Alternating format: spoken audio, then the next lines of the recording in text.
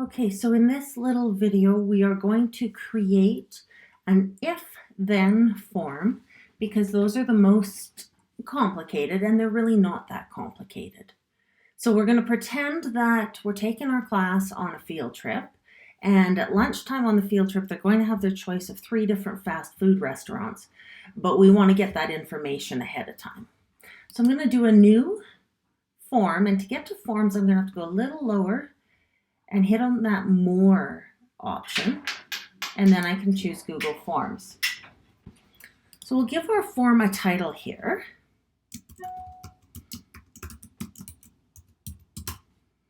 And then I'm going to ask the first question. Which fast food restaurant do you want your lunch from? Okay, and I've got 3 options. So I've got McDonald's,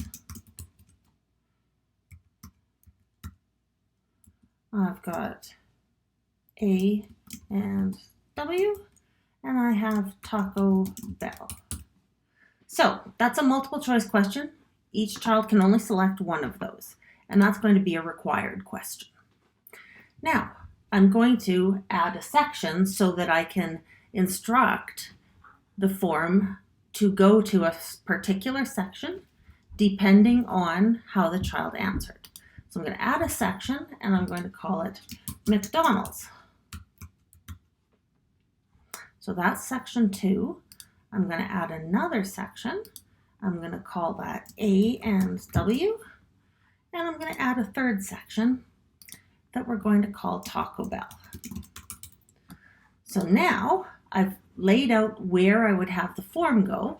So when we click in here, down here on the kebab menu, I can have it go to the section based on answer. So if a child clicks McDonald's, I want it to go to section 2 called McDonald's.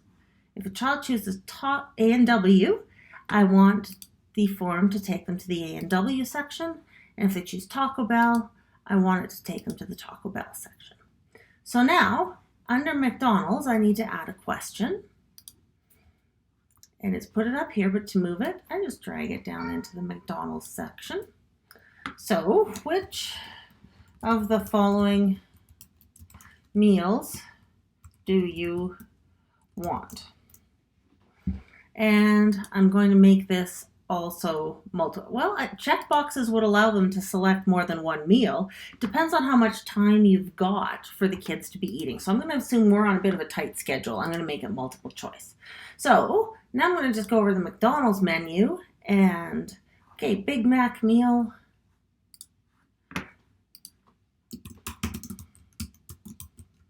With Coke. And I'll do Big Mac meal with Sprite. And I'm not going to get into any other drink details because that just turns into chaos. So Big Mac meal, 6 chicken McNugget meal with Coke. Then if I want, I can copy paste this for the next one with Sprite. And then I can go and I can add in the A and W content. So we'll just be real quick here. Let's go chicken strip meal with Coke. Multiple choice again. So which of the following meals do you want? I'll paste that in. So I'm going to paste that. And I'll ask the question the same way. So I'm going to copy that. I'm going to paste that. So then let's have the chicken strip meal with iced tea. That gives a little bit further choice with our drinks without getting too chaotic at any one restaurant. Okay, so I've filled in all of my 3 menu options here for my field trip.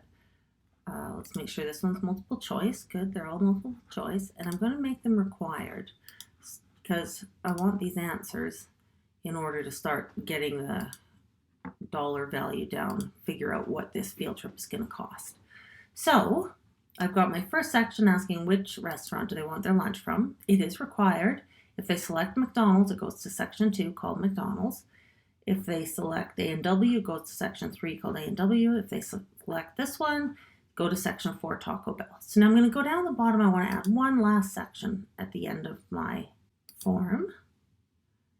And it may not have put my section. Okay, yeah, I put them up here. So I'm going to get rid of one of these by clicking on the kebab menu and deleting the section. Okay, so here it is. It has appeared a little higher. So thank you. Your response has been recorded. We will provide you the cost for your lunch when we send home the field trip forms. So ideally I want this thank you at the end. I mean, I can make the form go in any order I want. I can instruct it after they're done the McDonald's answer or after they're done the A&W answer that it goes to section 2. But I like things in the order that it's going to happen. So I'm going to come over here. I'm going to click the kebab menu. I'm going to choose move section. And so the thank you, I'm just going to move it down to the bottom of my form because personally I prefer it there. There is nothing wrong with it being in section 2. I just like it at the bottom because I can be a little type A about that kind of stuff. So now I just want to go into each one of these and I want to make them to go to a section based on answer. So after that, they go to the thank you, all of them. I'm just going to make sure all of no matter what they've said, it goes to the thank you, which lets them know that we will give them their total after we've had a chance to go through the costs and get the numbers all added up. So everybody's just going to go to the thank you section. This is just a preliminary making a choice kind of a form so that we can plan our field trip appropriately. Okay, so now section 5, that's going to be where the end of my form is. So now I'd like to see how this looks for kids. This is my form set up. Maybe I should give it a title. There's a little bit of AI for you. I had given it a title over here, and when I clicked here, it automatically put it there. Okay, so now what I'd like to do is take a look at how this is going to look to the kids who are going to be responding to it. So I'm going to come up here to the little eyeball here, and I'm going to preview it. And so field trip lunch tells me it's required. Which fast food restaurant do you want your lunch from? Let's just go that one. We hit next. Now I'm faced with the McDonald's choices and I hit next and it goes to the thank you. Your response has been recorded. We'll provide you the cost for lunch when we send home the field trips. So then I hit submit. Now it gives me the choice to submit another response. So we should probably go back in now and take a look at a few of the details in our form. So we previewed it. Now we see we've got a response.